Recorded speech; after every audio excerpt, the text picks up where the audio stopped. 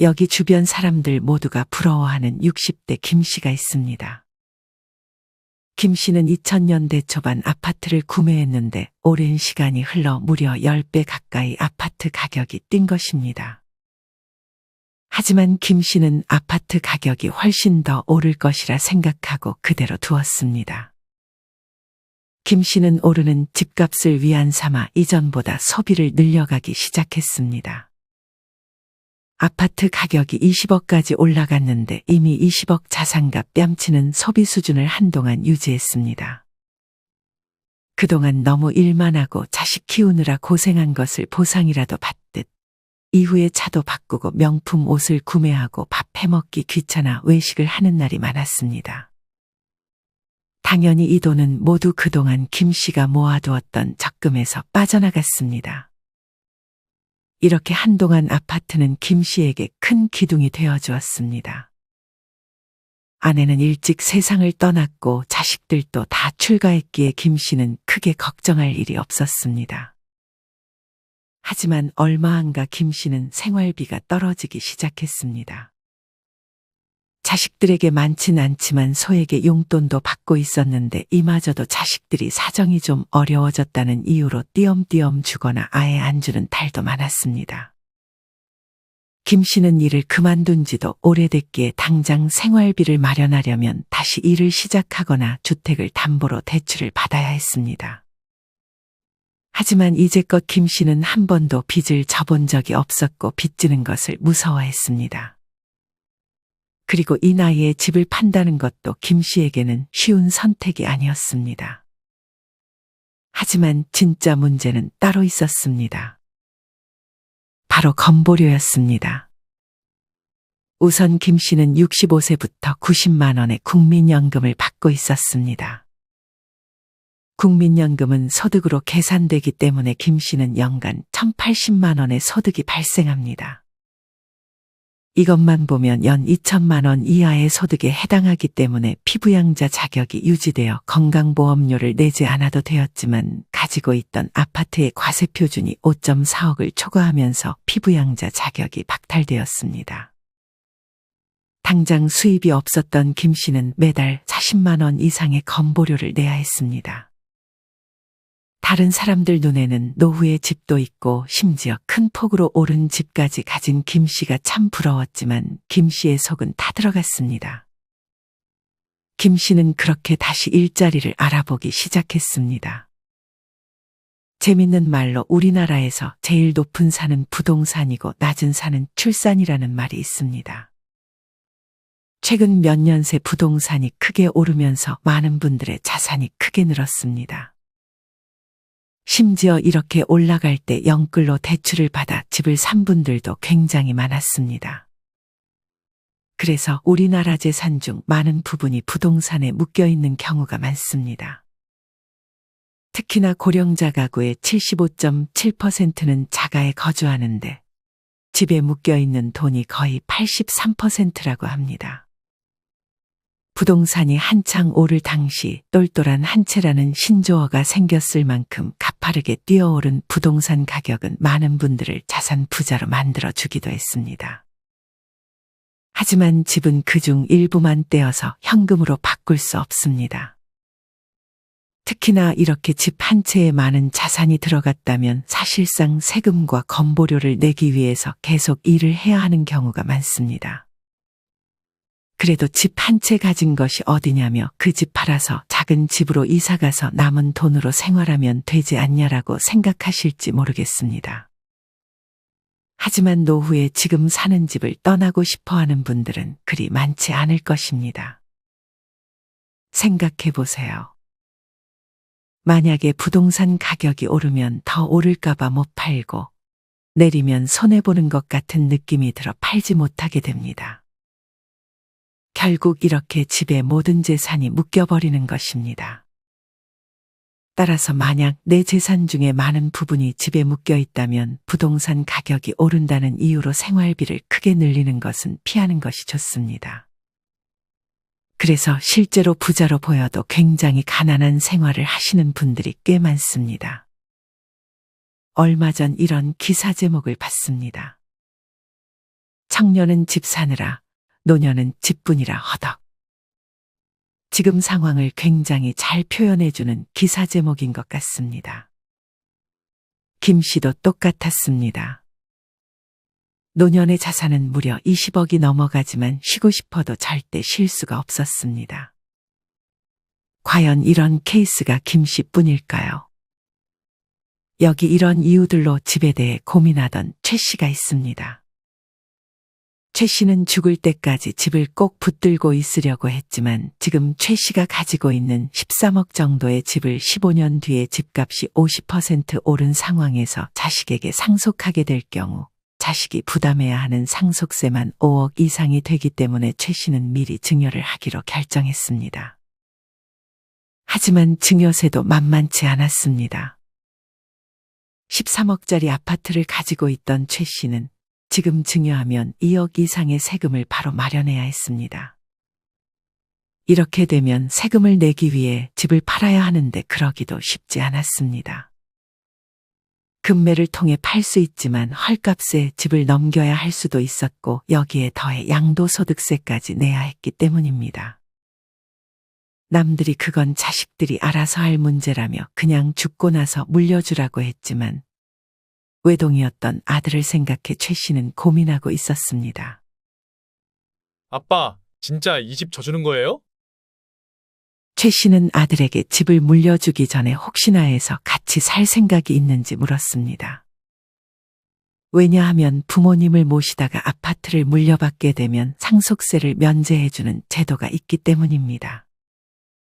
처음에 최 씨는 나이차가 조금 있었던 아내에게 상속해 주려고 했지만 배우자는 같이 살아도 상속 공제가 불가했기 때문에 혹시나 하는 마음에 아들에게 물었습니다.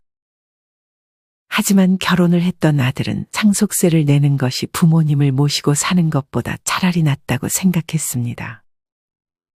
최 씨는 머리가 아팠습니다. 한두 푼 하는 것도 아니고 만약 증여를 해준다고 한들 최 씨 부부는 자식들에게 의존해야 하는 처지였습니다. 미리 집을 주겠다고 말도 했는데 번복하는 것도 쉽지 않았습니다. 그렇게 최 씨는 오랜 고민 끝에 그래도 죽기 전까지 집은 붙들고 있어야 한다는 생각에 증여보다는 상속을 해주기로 마음먹었습니다. 최 씨는 결혼할 당시 외벌이로 일을 해왔습니다. 중견기업을 근무하던 최 씨는 밥 먹듯이 야근을 해야 했습니다.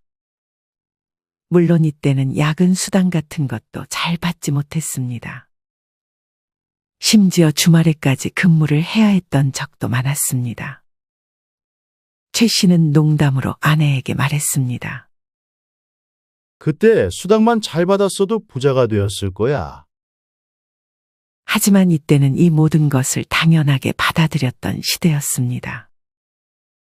직장 상사의 폭언과 폭력도 참아가며 최 씨는 가족을 위해 견뎠습니다. 최 씨는 지금의 아내와는 지인의 중매로 만났습니다. 일에 치여 연애라고는 해본 적 없던 최 씨는 그렇게 늦은 나이에 아내를 만나 아들 하나를 낳았습니다. 둘째도 가지길 원했지만 둘째 임신은 쉽지 않았습니다. 경제적으로 넉넉하지는 않았지만 최 씨와 아내는 하나밖에 없는 아들을 애지중지 키웠습니다. 아들은 어릴 때 잘 울지도 않고 주변에서 외동은 이럴 것이다 하는 편견들 없이 평범하게 잘 커졌습니다. 그렇게 아들은 대학 졸업 후 회사에 빠르게 취직했습니다.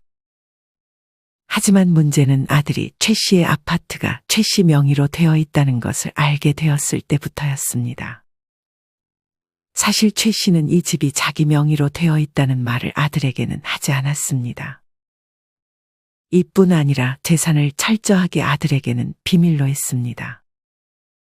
말해서 좋을 것이 없다고 생각했기 때문입니다.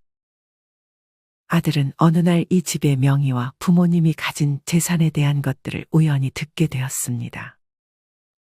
아들이 술을 마시고 늦게 들어온 날 최 씨와 아내는 조용히 맥주를 마시며 얘기 중이었습니다.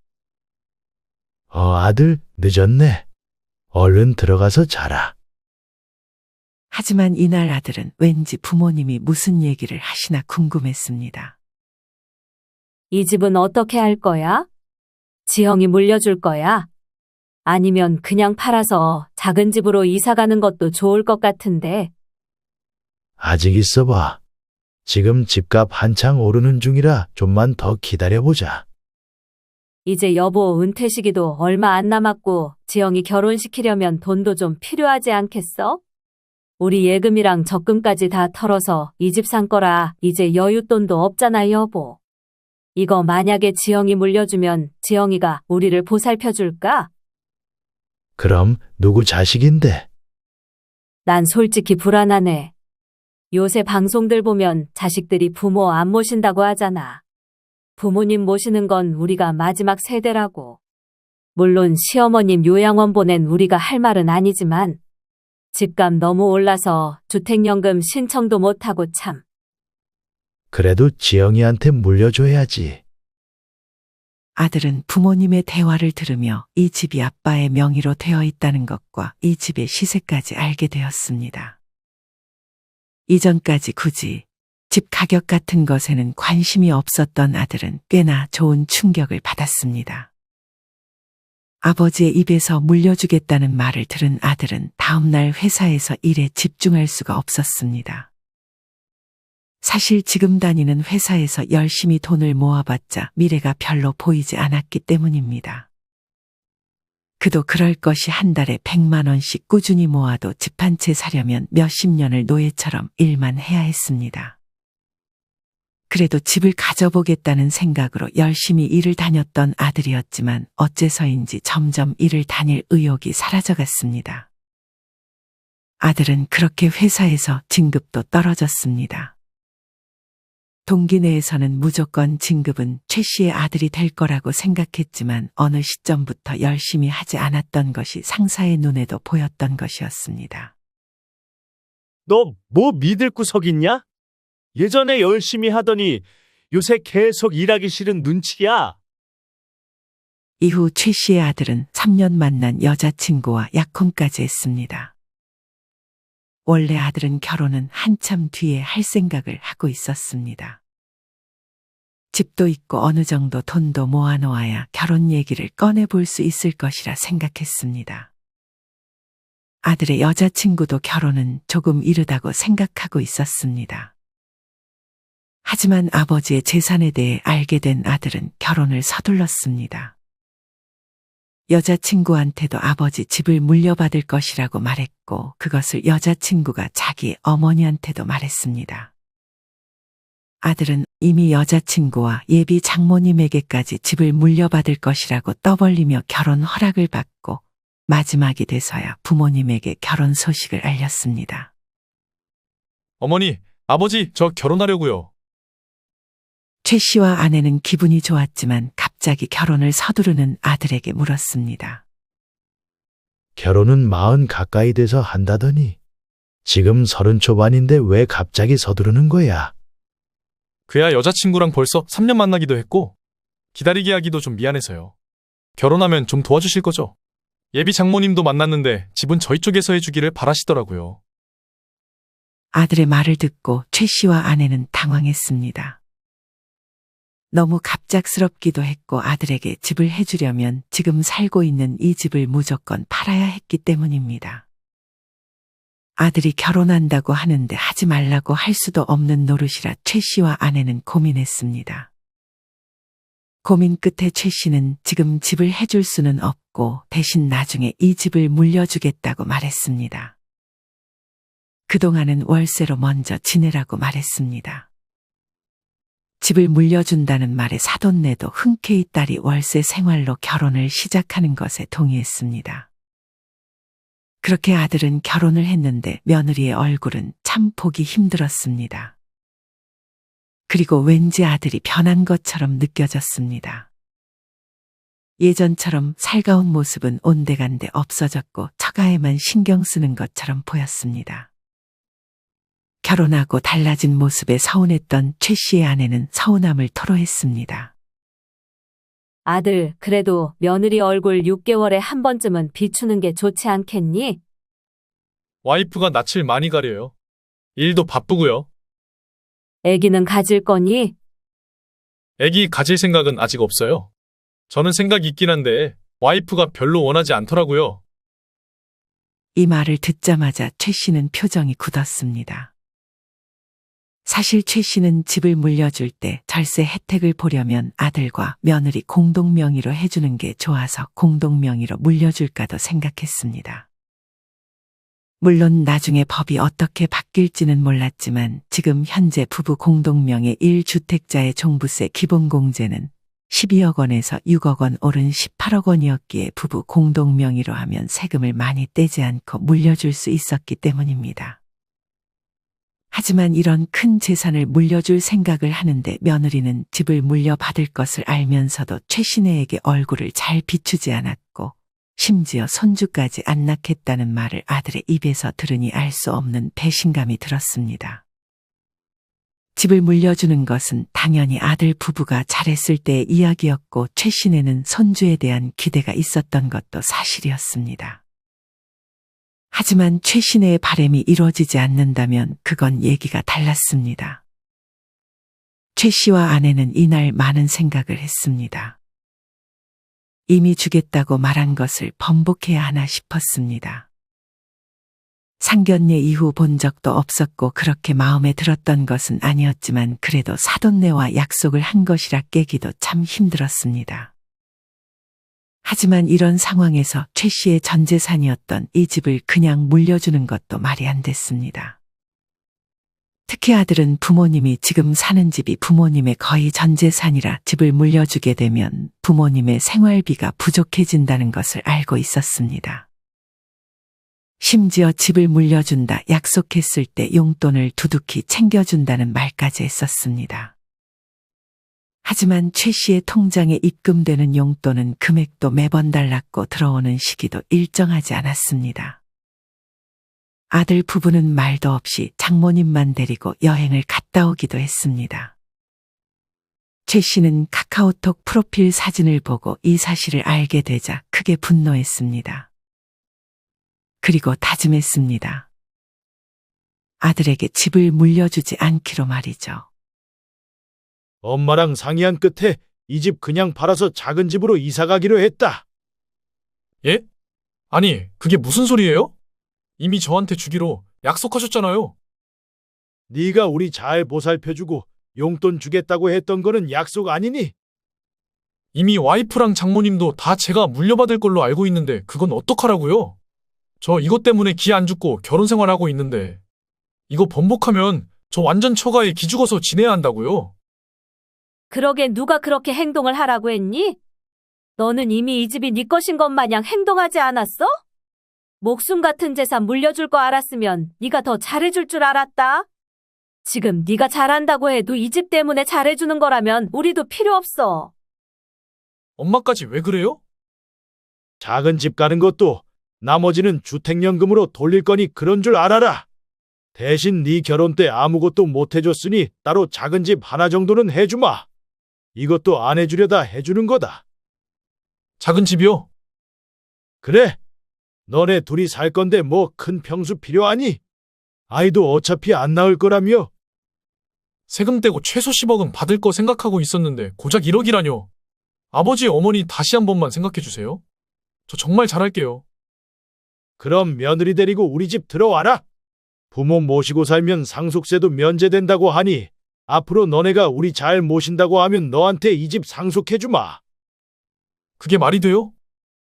너 방금 잘하겠다고 하지 않았니? 이게 우리가 해줄 수 있는 최선이다. 그럴 생각 없으면 그냥 돌아가. 아들은 그렇게 결국 작은 집을 받겠다는 쪽으로 얘기했습니다. 이 사실을 당연히 사돈네는 좋아하지 않았습니다.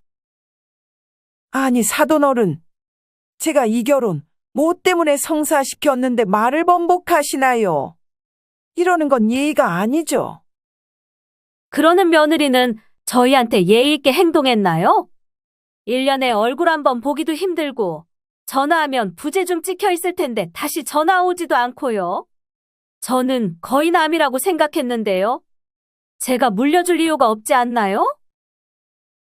자기 딸이 잘한 게 하나도 없는 걸 이미 알았던 사돈은 아무 말도 할 수 없었습니다. 이후 최 씨는 집을 파는 과정이 마냥 쉽지만은 않았습니다. 뭔가 놔두면 계속 오를 것만 같은 느낌이 들었기 때문입니다. 하지만 지금 시세에 만족하고 결국 아파트를 팔아 작은 집으로 이사를 갔습니다. 이전에는 전 재산이 집에 묶여 있어 생활비를 조달하기 힘들었기 때문에 더 이상 부동산에 대한 욕심은 버리고 예금과 주식에 분산해서 넣어두었습니다. 무엇보다 현금을 바로바로 빼서 쓸 수 있다는 점이 너무 좋았습니다. 최 씨와 아내는 진작에 이렇게 하지 않은 것을 후회했습니다. 이런 최 씨네의 행동에 화가 났는지 아들은 한동안 최 씨네를 찾아오지 않았습니다. 최 씨는 지금 사는 작은 집을 아들에게 물려주려고 했지만 이마저도 주택연금으로 돌려 생활비를 충당했습니다. 이렇게 진작에 집을 파니 건보료도 훨씬 줄어들었고 한 달 생활비가 여유 있게 늘어났습니다. 이제서야 자산이 많아봤자 그리고 집값이 올라봤자 내가 살고 있는 집이면 큰 의미가 없다는 것을 깨달았습니다.